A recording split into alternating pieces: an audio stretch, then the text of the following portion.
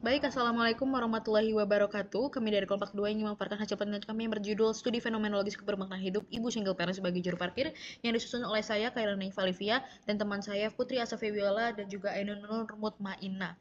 Yang pertama kita akan membahas terkait pendahuluan, di mana latar belakangnya adalah adanya seorang perempuan sebagai single parent yang juga memiliki profesi sebagai juru parkir, memiliki dinamika perjalanan hidup yang tentunya memiliki tantangan sendiri, khususnya pengalaman seorang ibu yang sebagai single parent yang bekerja sebagai juru parkir di salah satu warung yang ada di Yogyakarta. Nah, peran dari single parent ini cukup kompleks tentunya di era saat ini karena mereka tentunya nggak hanya mau perjuangkan untuk kondisi perekonomian sendiri dan juga kebebasan serta keputusan yang harus diambilnya itu nggak hanya untuk dirinya sendiri tapi juga mempertimbangkan keluarganya seperti itu. Lalu Papalia et al. Pada tahun 2010 itu berpendapat bahwa orang tua tunggal atau single parent itu outputnya itu dari perceraian, kelahiran yang tidak sah dan juga kematian pasangan. Nah, kemudian salah satu tantangan yang juga dihadapi oleh ibu single parent di kota Yogyakarta ini adanya rasa ketidakpercayaan diri atas kondisi ekonomi yang dihadapi.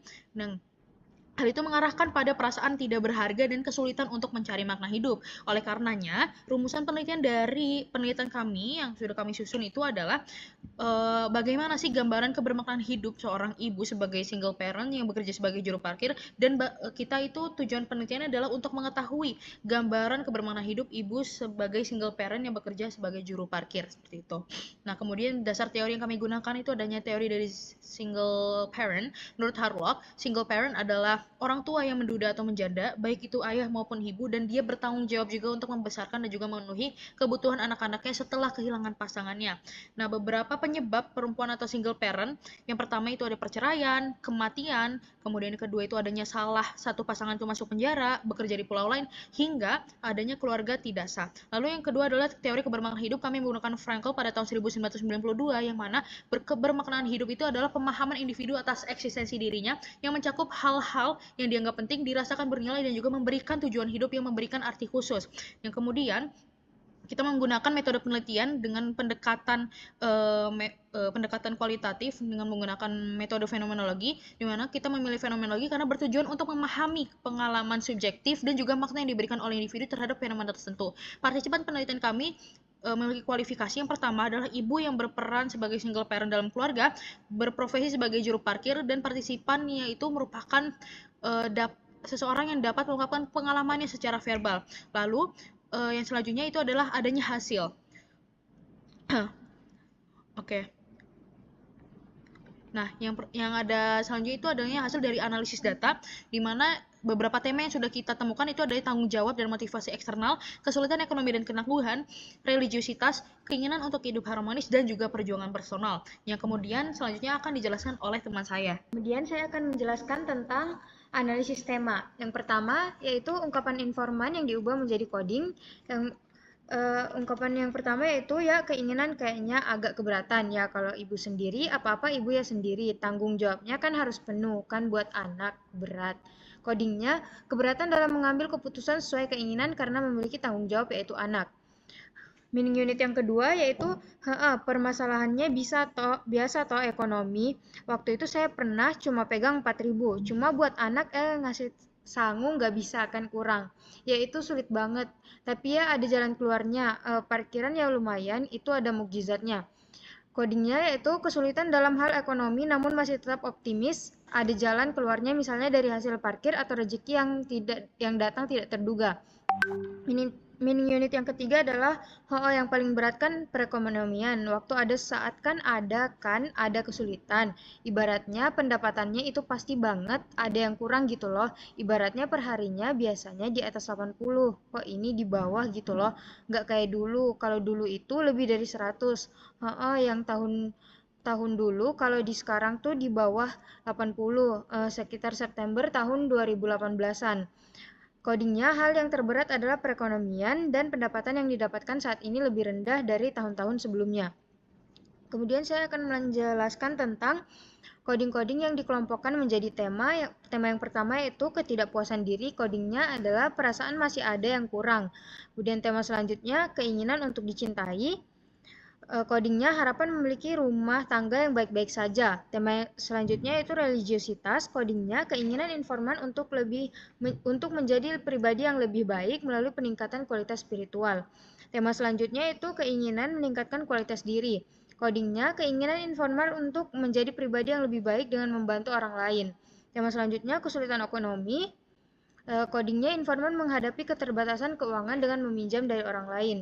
Tema selanjutnya, ketidakbebasan berkehendak. Codingnya, keberatan dalam mengambil keputusan sesuai keinginan karena memiliki tanggung jawab yaitu anak.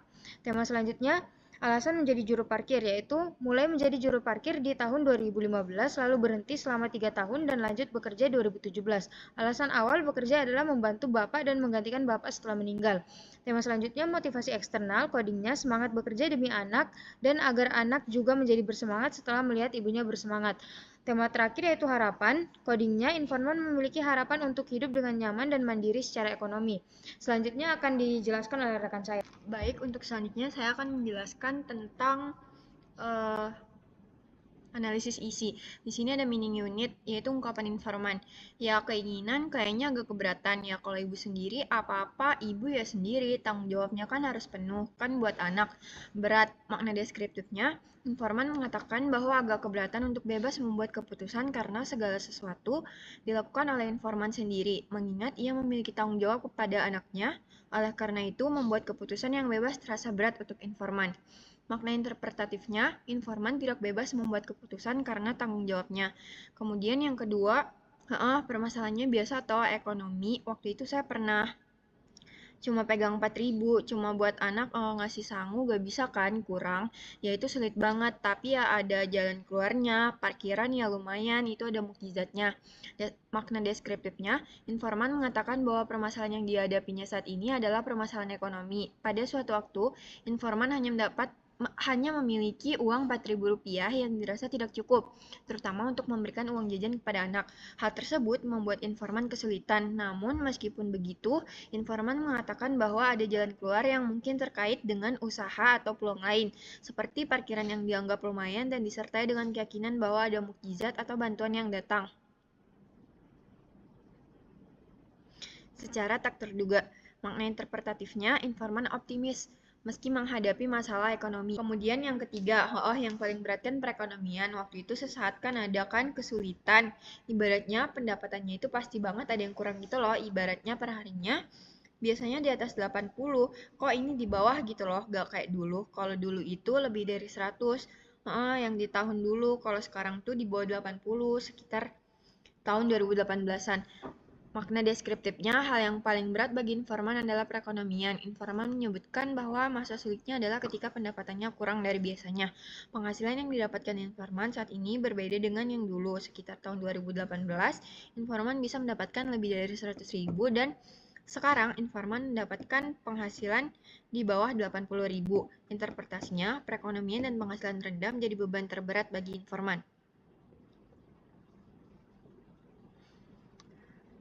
Kemudian hasil analisis isi interpretatifnya yaitu informan sebagai seorang single parent memiliki gambaran dinamika psikologis dan sosial seperti tanggung jawab sebagai ibu dan kepala keluarga, ketidakpercayaan diri, kurangnya pemenuhan untuk rasa dicintai, dan kesejahteraan psikologis.